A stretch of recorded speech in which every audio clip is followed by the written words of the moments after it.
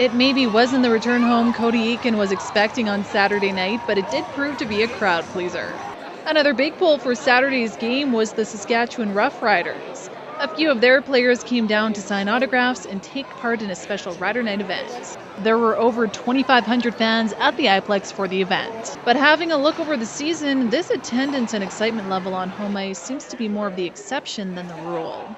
Overall, I mean, yeah, our ticket revenue is down quite a bit from where we'd like it to be, and you know, that's why I said where we have to work harder. We have to find a way to make it an exciting place to be, whether the team's winning or losing, because unfortunately that's the reality of sports. The abundance of open seats at the iPlex is something management and fans alike are starting to notice and wonder why the numbers are down.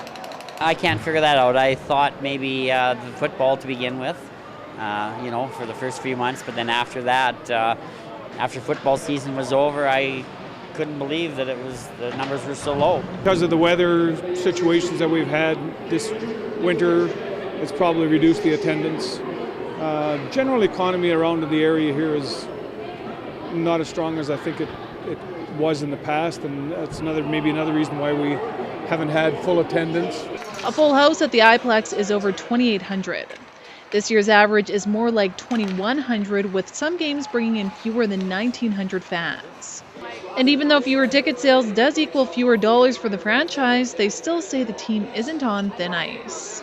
It's not a major concern right now. It's not like we're going to push any kind of panic buttons. It's just something that we know from an internal side, organizational side, it's a matter of what can we do to get people back out here. You know, we've had great support from the community. We always have.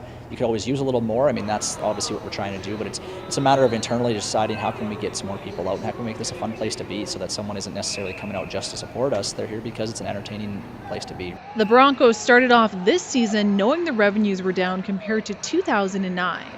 This loss was partially attributed to a lack of home-played playoff games.